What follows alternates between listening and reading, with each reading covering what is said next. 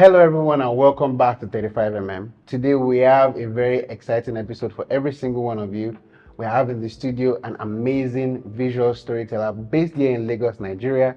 She has worked with both local and international organizations, and she has told amazing stories across the country. She has worked with organizations like CNN, New York Times, The Guardian, and so many more. Please join me to welcome the amazing and fantastic Taiwo Aina. Drum rolls. Woo! Hi everyone, it's so good to be here today and I look forward to sharing a lot of nuggets in this show. Awesome. So straight to it. So first thing is, how do you come up with ideas for stories to pursue?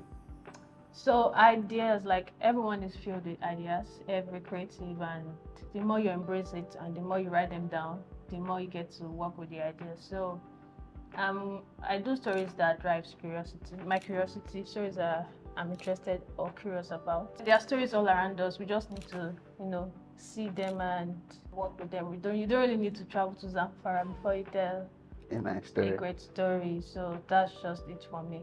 Do you also feel compelled to tell stories that are trending, for example? So it's a two-way thing. Mm-hmm. When I was starting out, I liked doing stories that are trending because, of course, those kind of stories get a lot of attention. But as I, proceed into my career, I see that, you have to have a more reason for doing stories, not because it's trending. Because after it has trended, what next? Everybody forgets about the story and move to the next trending story. Absolutely. So photojournalism now, it's basically with trending stories. True. That is photojournalism. As it's happening, you have to report it.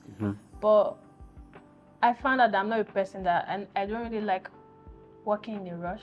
I don't like fast-paced story. Photojournalism deals with you reporting, traveling, booking flight impromptu, traveling there, editing, even when you are shooting, send it to your phone. And I like slow-paced story, like working on a subject for like a week and taking my time to edit, captioning. Those are the kind of stories I'm good at. So at the long run, I feel like trending story is not my thing, unless it comes with an assignment in which I have to report it quickly, of course, because that's the economic side of my work. Absolutely. Absolutely. Absolutely. Awesome. So let's say you found a story that piques your interest. What is your pre-production process? So first, I write it down in my notepad. I open a new note title for that. Then I start like Google searching about the topic and see what's up about the topic, who any photographer that has done it, and see the way they approached their own story. So that at the end of the day, I won't be like, we are doing the same thing, or even if we are doing the same thing, maybe from another point of view or personal point of view. So I make research about what other people have done about the story. Then after that, I go into my mood board, then look for what shot I'm looking for to get, and mood board stuff, right? Then sometimes mood board comes before you get your subject. So it's either you get subject first or you do, but it goes together. Two ways. Sometimes you might be finding subject and you're still working on mood board too well. So after that, then I proceed to shooting. Okay. To shooting, sometimes I can shoot a story in a day. Some story takes me a week and it's going to be probably done. While some stories takes me just one day, a year, 2 years. Wow. I've not worked on a story for a straight watch. I approach it like maybe once in a month. I go back to the person, take some photographs. So like update. And there are some stories I tell that it might be full of conversation for the first 2 months, just to try to make this person comfortable with me before I start bringing camera to the person's space. Because documentary photography is all about being in this person's space. It's not you bringing the person to your studio. So the person has to be comfortable with you having you in their space. And the power of documentary photography is you being invisible in their own spaces. So when you've been around their space, they've seen you. So by the time you start shooting and doing your thing, they'll be very natural in theirs. They won't look awkward in the photographs. Then after that, you're done with your shoots. Then you go into post-production, which is now selecting your photos. Sometimes you might shoot 2,000 photos. Sometimes you might shoot just 150 if you shot for a day. So then you select I select the first. I use Photo Mechanic. Okay. So I select the first 500, then I select like 200 from it, then 100, then I do like it down. Selection down to see the title select. So after getting like best 50, then I send, if it's a personal project, And I send to friends that I trust. Okay. So, look through and Better. give me tighter 25 edits. Okay. And maybe suggest what particular shots to get Mm-hmm. more and what to look out for and all. So basically, and when I'm done, I arrange it into a PDF because most personal projects I don't like putting on my Instagram without paying. I like showing editors, maybe industry professionals, so what opportunity can this, where can I showcase this, maybe get it published first before like bringing it to social media, because of the exclusivity that comes with it, right? Because when everybody has seen it on social media, what has lost the exclusivity. So yeah, maybe exhibition or publication at least. I see. Wow. So you don't use Photoshop at all? Yeah, I use Photoshop Camera Raw. I don't make everything in it. So I just balance the lightning, colors, add small clarity. And in documentary photojournalism, editing, like removing items in the frame is not. It's not allowed. Yeah, so that's true. You need to keep it as natural. Why are you using 5 hours to edit? Where I find more work in post-production is when I get to caption the photos, because the caption needs to be detailed. But as much as the editing, all those ones, they're just is the way it is. Tip of. That's interesting. That's interesting. So what gear do you use? So I like using small gear. Okay. Small gear. So and why is that? Why is because I shoot mainly on the streets and in people's spaces, so it would be really awkward to go with a gigantic camera. True. How will you feel if I'm bringing like a red camera into your space? It makes you more comfortable. True. So when you see me with a smoker, you feel like I'm just here to play. We'll be playing together while I'm doing my work. So I use a Fujifilm X-T4. Awesome. And for backup, in case anything happens on shoot, I have another backup camera, X-T4 and X-T5. Awesome. So and I mostly use prime lenses because they're also compact. They're not long, and it makes me more creative with the way I move. Instead of me zooming, I'm going to like position myself and go 360 and all. So I have 23, 35, 50, and like 75 because the crop sensor, you have to calculate the numbers. Absolutely. Yeah, but my go-to lens is a 23 If I'm going with one camera for a project, it's just 23 which is 35. Fujifilm calculation pro. 23 is 35. 60 is 24. Okay. Because it's APS-C, right? The X-T4 is APS-C crop sensor. Yeah. So that's like the full frame equivalent. Yes. So 23 on the crop sensor, it would be 35 on a full frame. Yeah.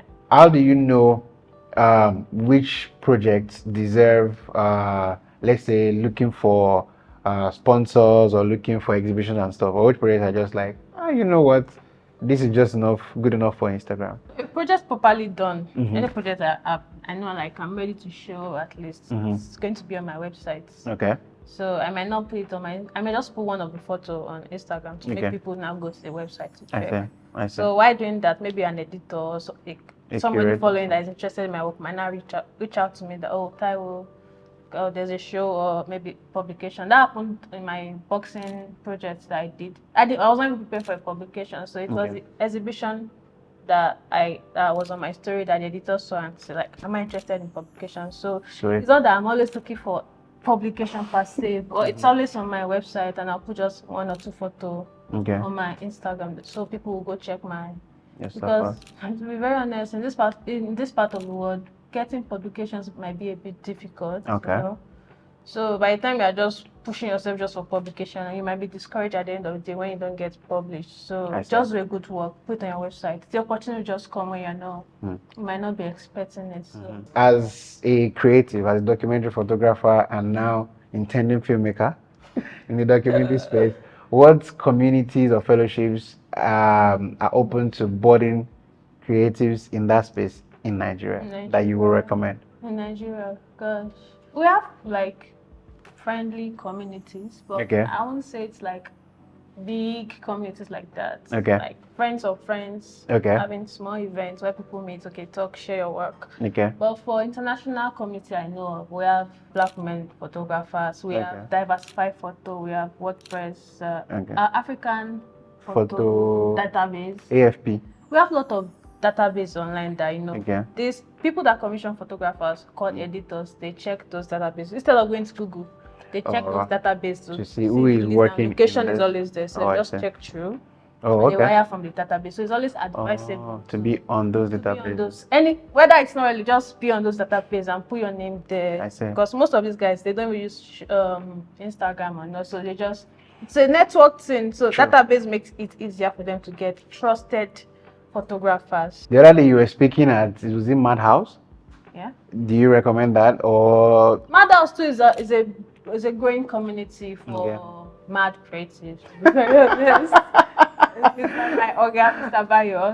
Okay. So Madhouse is a very free space where you can go to and network with people, especially when they're having events. Then I think I saw this one to Story Me Academy, but I think that is more heavy towards filmmaking. Am I correct? Or both? No. Actually, was part of their fellowship last year. Oh, okay, So okay. they had- Yes, you were. Yes, you were. But was it for photographers or videographers? So they did two. One Okay. was for photojournalists. Okay. And the second was for video, Documentary filmmakers. So before we wrap this up, tell us about your CNN project. Let's say somebody that is boarding and looking to like get that kind of opportunity. So how did that come about? So like I said, I belong to diversified photo communities. So the editor checked that database and found my work. And the reason why, because there are other Nigerian photographers, the reason why I think I was emailed for that assignment was because they checked my website and they saw that I've done similar projects related to women. Oh, I see. And I've done the flooding, climate change related projects too, and that connects together. I see. So for you to get assignments, it all depends on the previous work you've done. You can't be expecting to get hired and you've not done something the client will be interested in. Something similar that you've done to show that you can do this project. To be open to this opportunity, you have to work on your own personal work, because at the end of it, that is what will be in your own name, and that is what people remember you for. Even though commission assignments, well, it's only I news techie assignment that people remember, but it's your own work. People remember first, like, oh, that guy worked on hairstyle, and maybe a hair brand in UK wants to do something. It is you they will commission.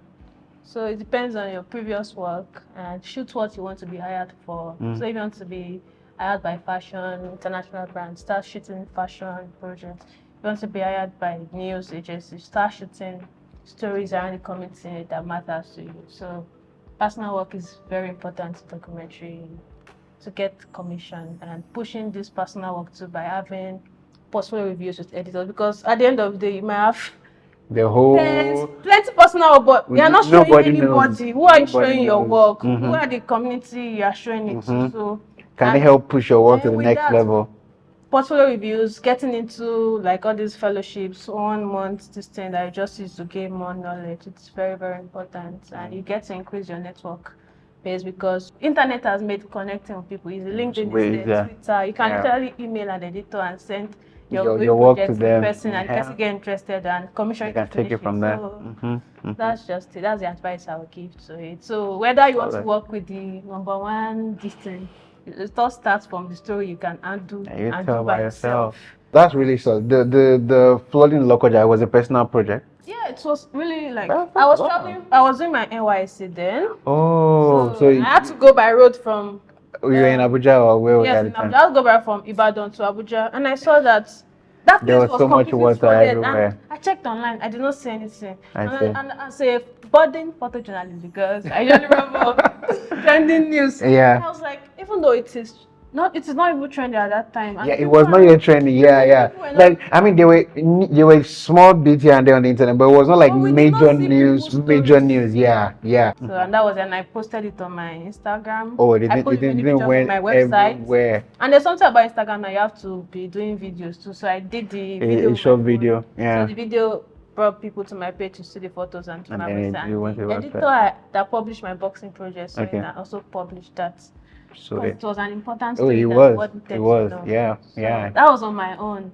Yeah. So if you are not pushed, if you are not like self-motivated enough to pursue stories on your own, don't let money be your drive, even though it's important. But really do the stories because you are interested in them. And it's been so nice having you in the studio. Thank you so much for for sharing all your secrets with us. And by then we see more documentary photographers. We'll tell them that we have a mentor here. Okay. Well, then we have a mentor, and hopefully, in the future, we will hope to still have you back to still have more conversations. Yeah, sure. All right? Anytime. All right. Until we see you next time, have a good one. Peace out.